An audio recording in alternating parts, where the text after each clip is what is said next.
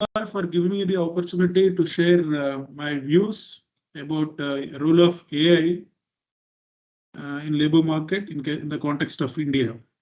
So we are in the, actually we are all discussing this issue, role of AI in general, and specific to my topic is impact on labor market in the context of Viksit Bharat. So already elucidated by earlier speaker, Viksit Bharat and its role. I will briefly take up is what is this Viksit Bharat, that India wants to become a developed nation by 2047. We are expecting AI. There are, apart from many other factors, many other determinants, AI to be playing a very important role in order to help this developed nation. As an social science students and economics, we know that developed nation is where you'll be having higher level of per capita income with a higher level of standards. So for that, India needs to grow. It is estimated that India needs to grow more than 8% per annum. So it is expected that AI, which is a it has a very different kind of technology, revolutionary technology, that will help to foster the growth, and in terms of growth, it will help the governance, and it will allow the people to progress in their life. So what is this artificial intelligence? It's a we know that as a concept, it is a the task that human being will do by his own, the machine will do. So in terms of it is thinking, perceiving, or decision making, or helping, whatever the see, we can think of that nowadays. AI is there everywhere, and it evolved to come anywhere. So you take up anything from agriculture to any other sector, industry, service, and if you take individual tasks like teaching, doctor, healthcare, or industrial labor, and even the delivery, everything that can be, it has the potential that everything can be done by AI if you can do it. So to put it in a very nostalgic sense, in our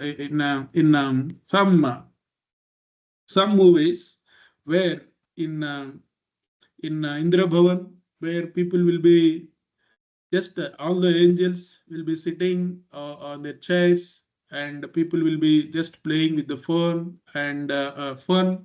So there won't be any task that they have to do. Just only they have to just enjoy their life without involving in any kind of labor, any hard hardship or hard task.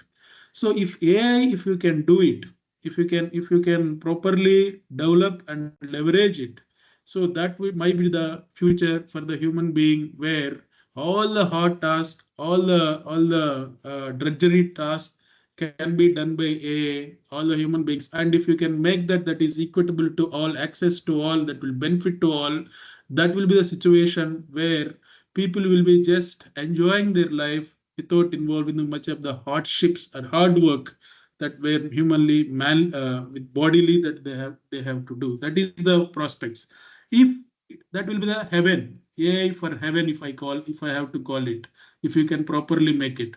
Otherwise, if that is not properly managed, properly adapted, if it will be taken over by some people and it will be concentrated in the few hands, if the some people will control, the AI will become and again a source, a base for the people to control other less marginalized people. Then it will become a hell to the people. So this is the context of AI. We know that all the technology, what kind of technology that is AI, it is robotics, machine learning, deep learning, block technology, computer imaging, that and data analytics. So many things are that as already we are keep on coming across. So my presentation will be focusing on from the social science perspective, and especially the economic point of view. We seeing the AI is something, a resource, and is coming in the form of different kind of technology. How this will be helpful for the benefit of the people, where people's standard of living will be increased, and it should ensure that there is some kind of inclusivity, equity, and justice and sustainability to all. So this is the main objective for our social science, that whether AI will ensure these things. So, so Indian context, yes, we aspire to become a developed nation. We aspire, we think that AI will help us, and India is actually in a different kind of situation where we are in a position of deriving this demographic. Sorry, this is a mistype. It's a demographic dividend where the age, the working age people are more, and if we can make these working age people more productive by using the AI technology, so that they will be working more, so that will become a dividend to the entire nation. And since India is the largest population and it is the largest working force, it is, we can say that it is a powerhouse, labor power for the world. If you can leverage AI in order to upgrade the skills of these all labor force, the demographic dividend that we are aspiring, it will become more like high squared, 10 times dividend. So definitely AI, that since it will operate in the place of a human being, definitely it has the trade-off with the labor. Labor in terms of soft labor and hard labor, it's a cognitive level and manual level, that both the way it will be having.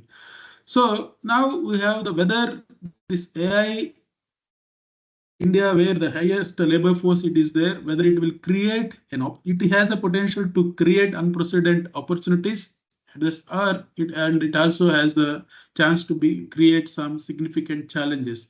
What kind of these opportunities and challenges that can create, and also it can cause disruptions in the labor market, and it will cause some problems, and it may also, if properly used, it may bring equitable outcomes. At the end, as I said, that our concern is whether this technology being efficiently used not to increase the productivity levels and productivity of labor, and it is ensuring the equity for all the people and taking all the people into consideration, all the sections of the people, that is inclusivity, and whether it is causing sustainability, environmental sustainability, so that it can, our societies will continue in future without disturbing the future generation. So as a whole, can the AI can be hell or heaven, that we have to see it. As already discussed, that what are the different kind of technologies that come in the way of impact the labor. So there are some applications that we all will be knowing, that in terms of finance, in terms of healthcare, in terms of customer support, translation, and logistic, agriculture. There are different applications that we know, that it's IBM has developed a Watson Health and Google Translate we have, and the customer support chatbots like Zendesk. In the logistic, Amazon warehouse robot, and agriculture we have a different kind, especially the John Deere automated tractors, the Canva for the design.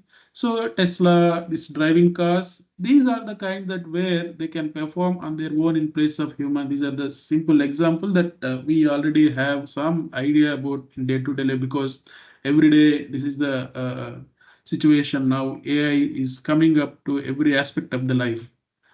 So I would like to make it, AI is something unique technology. Unique technology when compared to all other industry revolutions, that is 1, 2, 3. AI can be put in the industry 4, and some people say it is industry 5. Now, as a whole, you can say that it is after 3. So, industry 4 or 5 AI technology, it is a different technology, and this technology is something it doesn't use, it is a next level of technology, where it is considered as it won't create any carbon emission, it won't create any environmental degradation, it won't create any these environmental problems. That's why AI is something, if we can properly develop it, it is a green and sustainable technology. And also AI is actually a address, if you can, so it is trying to address the issues of across all, whether it is educated or uneducated, whether you're in whichever the area that you are in.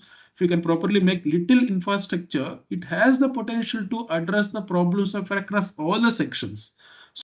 It little less if you can. So it is trying to address the issues of across all, whether it is educated or uneducated, whether you're in whichever the area that you are in. If you can properly make little infrastructure, it has the potential to address the problems of across all the sections. So if we can make it little accessible and make little infrastructure, it has a lot of potential to be to be more inclusive. So compared to all other technologies, that is the steam engine, that is again computers, that is a diesel engine kind of thing, where these old technologies, where green and sustainable tech, they were not green and sustainable, they were not they were concentrated in a few hands, where the inclusive aspect was missing that time. So, but AI is a different technology if we can properly plan it and do it. So this is the nature of AI. That's why we're expecting that it can create a heaven for the people if we can properly make it. So the how AI will impact, if you see the channels of the AI, so it will create the demand. So by appropriately using these all robotics and computer vision, these are all agriculture, this deep learning, machine learning, these all those things, it will help the labor to boost to its productivity. And but it will displace some people, that it will displace. At the same time, it will create the demand for new products. So some other jobs will be generated. So it has a something creative aspects, and that also it has a destructive or displaced aspects. As a whole, this interaction of this displacement and creation, based on that, you will see that there will be whether increasing demand for the labor or the decreasing demand for labor, it will be there. When it comes to, sorry, this is not a demand, this is a supply aspect of so AI will actually improve the educational attainment of the people, health outcomes of the people, and also it will help you to choose your own choice and increase your quality. So as a whole, it will increase the quantity of the labor and better utilization of the labor, quality of the labor. This all will lead to, if you again is supply side, actually it has some that it will increase the supply potential to increase the supply of the labor, and it will also increase the experience of the labor. These are all by providing the job satisfaction and supervisory capacity. These are all in a positive note. Don't think that there are no other problems.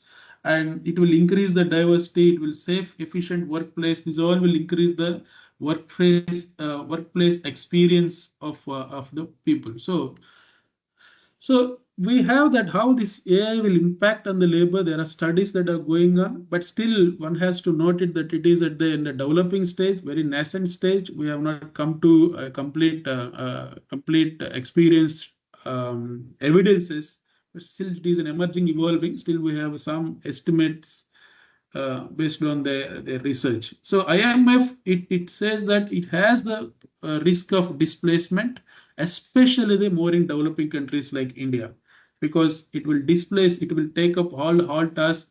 Our labor is more low skilled, hard task based labor. So AI will address all those things. So definitely it has a more potential to displace in the context of developing countries like India. Yes, that will be there. So then it comes to ILO estimates clearly, then it is nearly 75 millions of jobs globally are in the complete risk of automation due to AI. And there are some studies in case of UK and USA. In case of UK, it shows that the 7% of the existing jobs face high risk in the short term, and 18% of the jobs in the coming 10 years risk because of AI. In case of USA, it is 40% of the jobs, that is jobs in the top level, upper quintile of the wage distribution remain a risk or exposed to AI in case of United States. The Goldman Sachs and they are McKinsey and the Goldman Sachs, which are rating agencies, they also estimated that there is according to Goldman Sachs, 300 million full jobs remain exposed to AI-driven automation, and McKinsey estimates that 30% of the current work hours could be automated by generative AI. When it comes to India, research estimates, this research results show that there is a study by IIM Ahmedabad survey. So according to that, among the survey this households, people, 65% of the survey employee expect that the jobs will be potentially, partially or fully automated within the next period. That means they are facing the risk. Okay, and 40% of the employees believe that AI will make their skills redundant unless if they don't upskill it. There is a PopStech, etc. all study that says that most of the industries and in the region across AI skills and increase the role of AI, whatever the different ways. There was also one study by RBI I did not mention here. All the banks wants to actually keep use the AI in place of more mundane or more routine works where the human being will be do. There is a all the banks have that, public sector bank has that approach. And the NASCOM estimates that Indian AI market, but it's also other way for the investment point of view. It has a lot of potential to grow 25 to 30% CJR by 2020-27. Earlier, there was other estimate that show that there is a 50% CGR, compound annual growth rate, that if you make the investment in AI, that is the potential that it has. Other estimates show that. So there are concerns in the context of India in broad journal, in journal also, where, so since AI is a something evolving technology where only the top edge or the top level corporations only they are taking the advantage of this. If you see that Amazon and Google, OpenAI, these are the companies that are taking the advantage of it, and they are also developing. They are only trying to capture the market power in this, right? So there is actually some research that says that winner, whoever is the winner, that means whoever comes first, he will take all the gains. So there was a study by Kornick and Stiglitz saying that labor and resource saving automation pose problems to India in the when the country is labor and resource rich. So these AI, since it will lead to automation. So the countries which are rich in labor and resources, that will have a problem. So winners will take advantage here. There is another researcher, Andrew Haldane. He says that in the pursuit of productivity and profits is based on the historical based study. The substitution of labor for the capital has created, history shows that a wider spread economic hardships and it has damaged the social cohesion and inclusivity in the society. So if you don't properly use, if you just concern about only productivity and profit issues that are positive aspect of the AI, that will be the consequence where you'll have economic hardship and social cohesion will be disturbed. So in India, there is a study done by Economic Survey recently 2023 and 24. They have identified that they have based on earlier some studies based in the foreign, there is a positive relationship between the price elasticity of demand and productive elasticity of demand, additive demand. So if you can make, that means if you increase the productivity in a sector, that productivity will increase the labor employment when that product has got the positive price elasticity of the demand. This is the logic here. If the productivity increase of the particular product, increase in the productivity of that particular product, increase the labor employment only when that product has got price elasticity. Suppose the AI is used in vegetable cultivation or horticultural cultivation, and that will horticulture cultivation of using AI will generate more labor employment only when the horticultural products will have a high price elasticity of the demand. Taking this logic, the India has estimated what are the sectors that has high elasticity of the demand, where if you can use the AI in order to increase the productivity of that sector, so it can generate more employment that can be inclusive and sustainable. So that kind of study was done by Government of India as a part of economic survey. It has found out that the the sectors, the financial services, trade exports, health service, business, social work, retail and wholesale trade, IT, R&D, legal service. These are the sectors actually which has got the high price elasticity demand. If you can use AI in these sectors so that it can generate the more employment, so that employment can be more inclusive and it can be more sustainable, it will help the whole economy as a whole. Instead of creating labor displacement, it will be labor augmenting AI if you can use more in these sectors.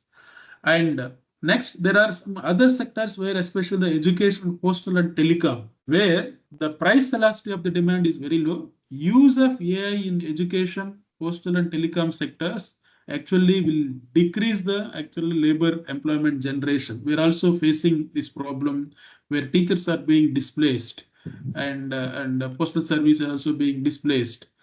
So what is this AI, how AI will impact on labor? It will also depend on the market structure. What is that market structure? Whether the market has the perfect competition nature, and or else in other extreme, whether it has the monopoly structure. So we know that extremes, but in general, we see that oligopoly structure that is being operated in a different proportion. This oligopoly structure actually it will create some market concentration. So it will increase the AI definitely. So it may that leading to higher productivity and also higher profits. So using that, there is a danger that they may create the entry barriers for the new people. So that will cause the labor displacement. So this oligopoly market structure that is there in India, in a, whatever the different proportion, so it has the potential to create actual entry barriers and the concentration of power, and finally it will lead to the labor displacement. So in this context, it is important to make the market to be less oligopolistic. It's not possible. We know that perfect competition, at least less oligopolistic. Here, the issues of regulatory institutions will come. So now what we have to do in order to make this impact of labor, and whether it is whether to make it more labor augmenting rather than labor displacing, or else to make it more inclusive, equitable, and sustainable, so that it will lead to the heaven, a technology that will lead to the heaven for all the people in country.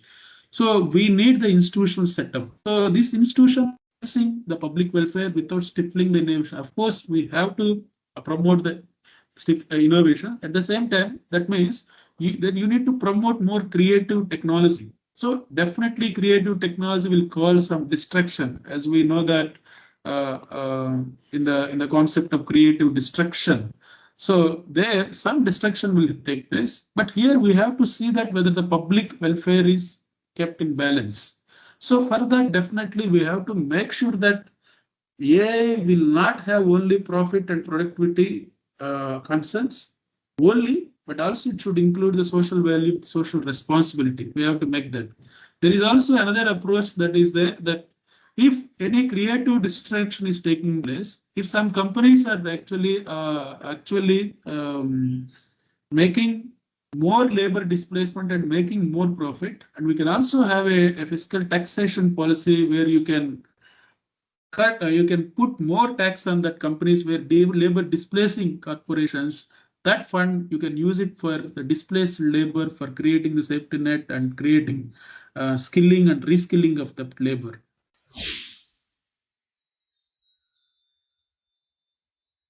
Thank you all for giving me the opportunity to share my views about role of AI in labor market in the context of India.